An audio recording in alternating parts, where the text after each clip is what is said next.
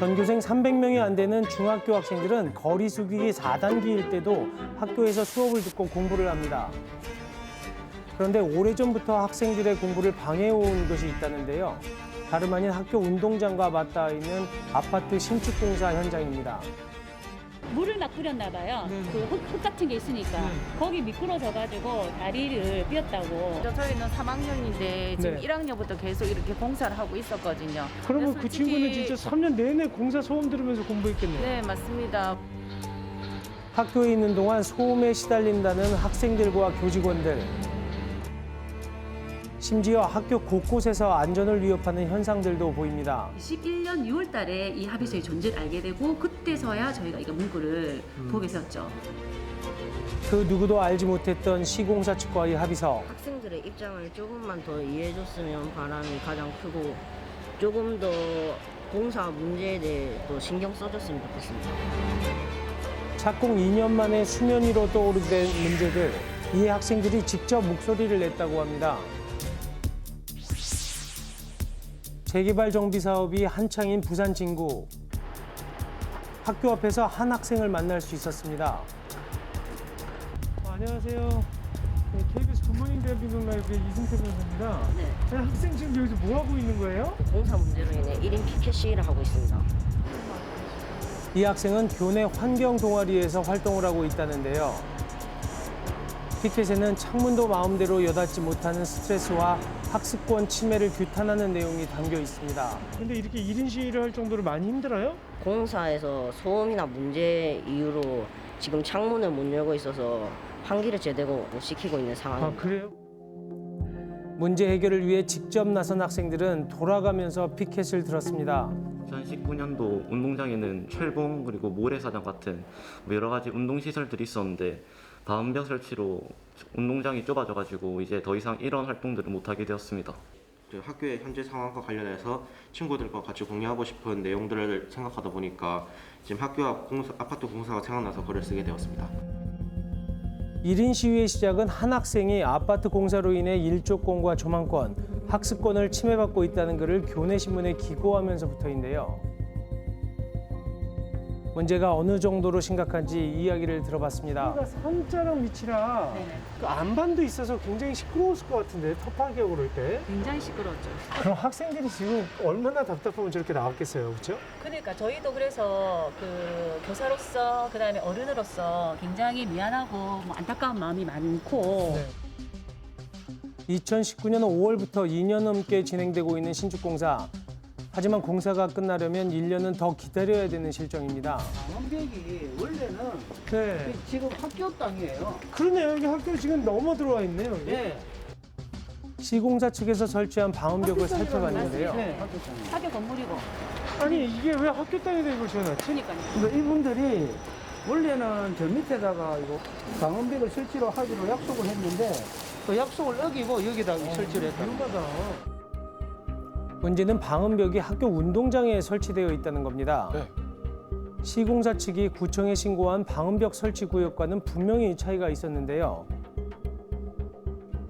구청에서도 이 사실을 알고 있지만 법적인 저촉 사항이 없어 규제가 어려운 상황입니다. 절단하는 소리가 계속 나잖아요. 이 소리가 학교에 이제 학생들 공부할 때는 계속 영향을 미치기 때문에 굉장히 시끄럽죠.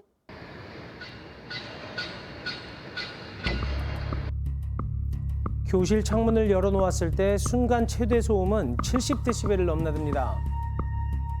그런데 문제는 소음뿐만이 아니라는데요.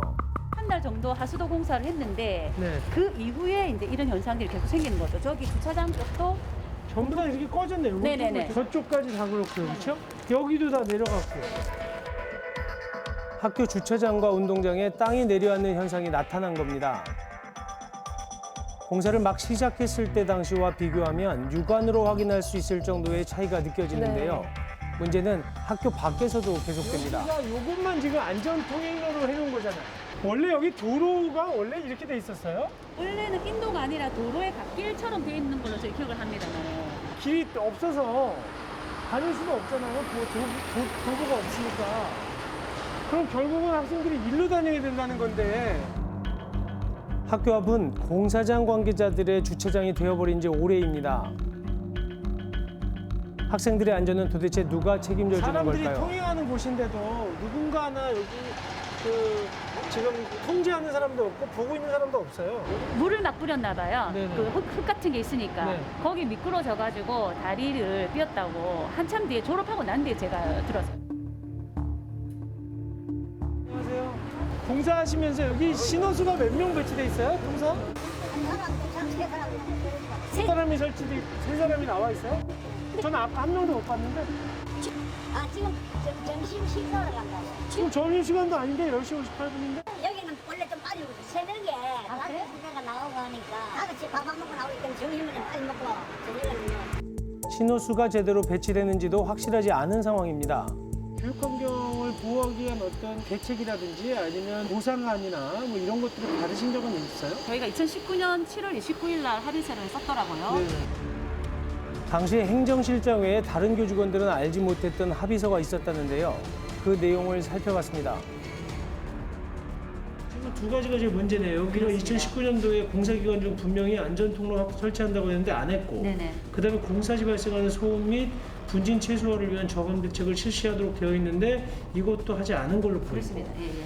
심지어 저희가 합의를 할 때 뭐 네. 저녁 공청회라든지 이런 뭐 설명회가 단 한 번도 없었고 그러니까요. 2021년 6월 달에 이 합의서의 존재를 알게 되고 그때서야 저희가 이거 문구를 보게 되었죠.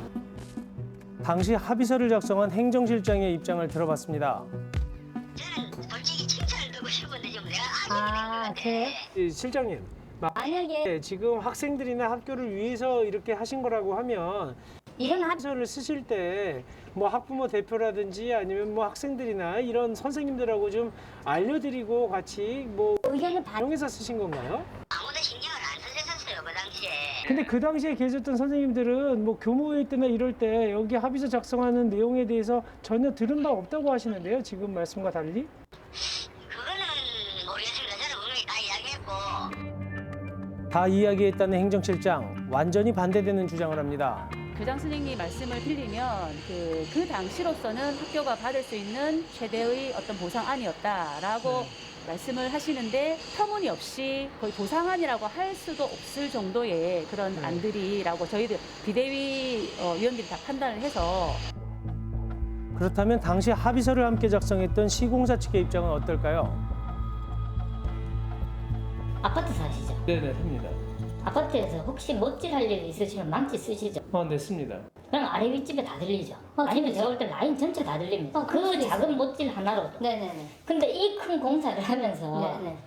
그 정도 소음이 안 날 수는 없잖아요. 저희는 그래서 못질할 때 아무 때나 안 하고요. 사람들한테 제일 피해 안 줄 시간에 못질을 간단하게 하는 거지. 죽을 허가를 받을 때 당시 그것에 따른 가저 펜스를 그대로 쳤어야 되는데 이 부분에 대해서는 변경 신고를 안 하시고 이렇게 하신 건 왜 그런 거예요? 이건 단순히 행정 착오인가요? 착오가 좀 있었고 그래서 지금 변경 신고를 어제 가지고 들어갔었습니다. 저희도 뭐 나몰라라가 안 했던 건 모르겠고라고 하는 게 아니라 아쉬웠던 건 그거예요. 저희하고 대화를 좀 먼저 좀 해주셨으면은 어떻게 보면은 이런 것도 더 빨리 해결하고 하는 것도 있을 것 같아요. 제가 볼 때는 앞으로라도 그러면 협의를 충분히 하세요. 하고 싶어요. 이들의 상반된 입장을 조율해야 하는 구청. 학생들이 막 여기 1인시까지 해요. 시끄럽다고. 근데 소음 측정은 지금 우리가 지속적으로 계속 하셨던 건가요? 했어요. 민원이 들어왔을 때 요청하셨을 때 저희가 나와가지고 측정을 3번, 4번 정도 했거든요. 네네. 그랬더니 기준치가 넘지 않았나요?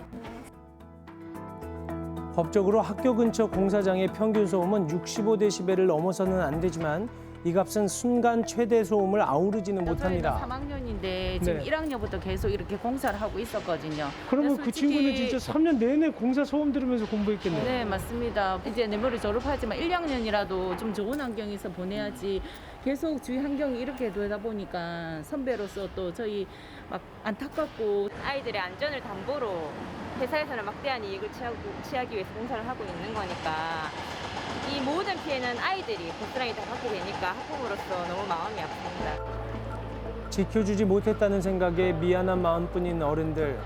학생들의 마음은 오죽할까요? 학생들의 입장을 조금만 더 이해해줬으면 바람이 가장 크고 조금 더 공사 문제에 대해 또 신경 써줬으면 좋겠습니다. 학생들이 지금 이 학교에서 불편하게 느끼는 점들을 시공사에서 좀 개선해줬으면 좋겠어요.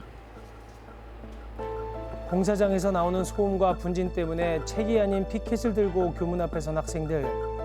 학교의 주인은 학생입니다.